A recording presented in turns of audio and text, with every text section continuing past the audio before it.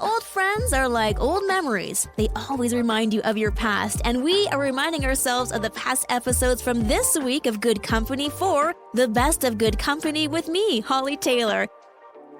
I'm Hollie Taylor, and have you heard of the term financially frozen? Now, to me, that just means I just don't know what to do with my money, or my bank's been frozen, or my bank account. You know, we've heard some of those terms, but apparently more than half of those of our friends in the U.S. are feeling like they just aren't confident with how they want to make their financial decisions. And that actually also plays here in Canada with the tariffs, with the inflation, with housing prices. You get X number of dollars and you're thinking, okay, what do I do with this? Groceries, utilities, how do I best allocate my money? And so for some, it's wanting to be able to save for a rainy day, save for retirement, and you're just not sure how to even work that into your finances. And so people then just feel frozen. So much information, but what applies to you and your financial goals? So kind of an interesting thing. Also Gen Z starting to plan for retirement. They say at about the age 25, Gen X was around 38, and baby boomers 43. So that's an interesting little stat there. The young ones realizing, well, we may not have pensions like we used to have back in the day. So financial freeze. You're feeling frozen about the finances. Is this something that you can relate to? Or do you have a really great plan that you love to live by? What is that strategy to get you moving again when it comes to finances? And that doesn't necessarily mean spending. It could mean allocating money into a savings account, hiding it in your mattress, whatever works for you. Just make sure you tell somebody about the mattress one, because that could end up terrible. Financial freeze, or the financial frozen feeling that you have when you just don't know how to spend your money. What are some of those financial strategies that you've implemented to get unstuck? A message here from Paula. She says that she has always gone by 10% to God, 10% to savings, pay yourself 10%, and the rest for expenses. Although now that way of doing it's a little bit more challenging. So at least start with something, maybe 5%. So Paula's saying just get started. If you can't do the 10, try the 5. Yeah. I mean, it's a fluid situation. How many times have we heard that? And I feel like with all the changes with the economy, it is one of those things. Some good news, though. About 83% of Canadians and North Americans are getting better at financial preparation. So that's positive. How are you preparing with your finances? Oh, we got one here. This is from Neil. He uses the cash system with jars. Oh, I know you. So like the envelopes, right? Where you put the money into an envelope and that's what you use for groceries. Yeah, I've seen that work really well before. And I love that idea. Sometimes it can be hard though when you're always tapping. You got your debit card or your credit card, tap, tap, tap, tap, and you forget, oh, wait, that's over budget. So going back to that kind of hands-on experience can really help you get unstuck.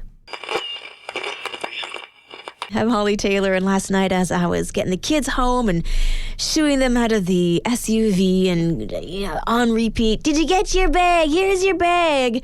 They just leave everything in the vehicle. So as I was picking up the last few items, I pushed back the seat, and I don't know what it's called. Producer Mike, you're a car guy. A track, where your seat is into securely in the vehicle. Sure, the rails that it moves along to move forward and backward. And ours are like in the floor of the SUV. Yeah, what got trapped in there? One of our spoons. My finger still hurts from trying to dig that spoon out. No. How? Kids these days. Anyway, it got me thinking about some of the weird things I have found in my vehicle. I have found a lot. And also rediscovered things. I once thought I lost some of my favorite hair scrunchies back in the day. Oh no, they were just crammed under the seat. That was very exciting. An earring once I thought I lost forever under my other car seat. So, you know what? We're going to talk about it. The weird things that you found in your car. 905-338-1250. Oh, producer Mike's got one. He's already smiling. What's yours? We're talking about the weird things that we found in our vehicle. A message here from Sarah. She lost her favorite hairbrush, bought a new one, and yes, happened to be doing a spring cleanup of her vehicle and discovered not just the hairbrush, but some of her favorite clips as well. Yep, it happens. You're getting right in the car quickly. Oh, where did I drop that?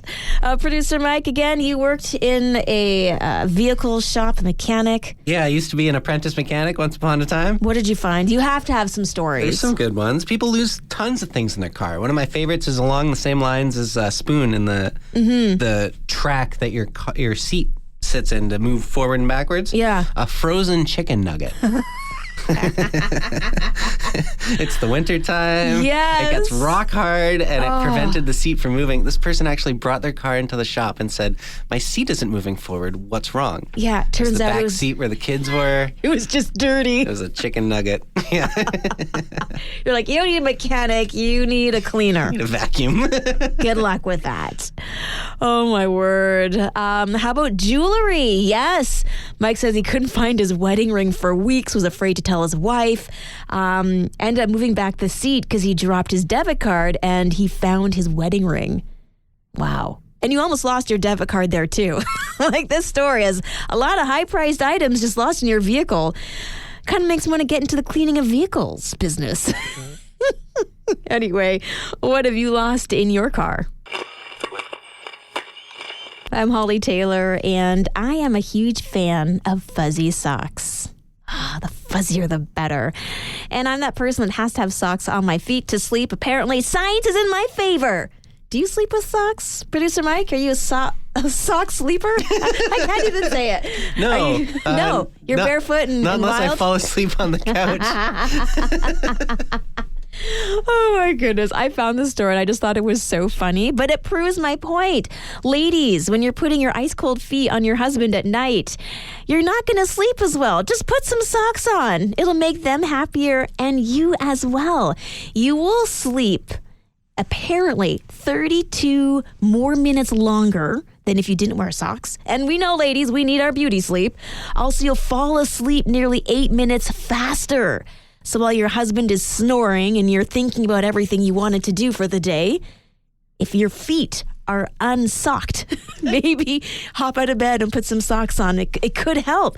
Apparently, it also lowers your core body temperature, which helps you sleep better and makes you warmer. Plus, if you keep your room at a cooler temperature, it'll also help you sleep better. So, socks. Is this going to change how you sleep at all, Producer Mike, or are you still going to just go sockless? You know, maybe. If I need, good sleep, maybe I'm not going to get enough.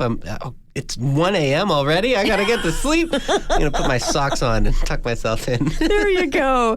So we are going to test this out. The thing with me in socks, though, if I start the night with socks, I am not ending the night with socks. Then in the morning, I'm looking for my socks in my bed. Well, there you go. Socks could help.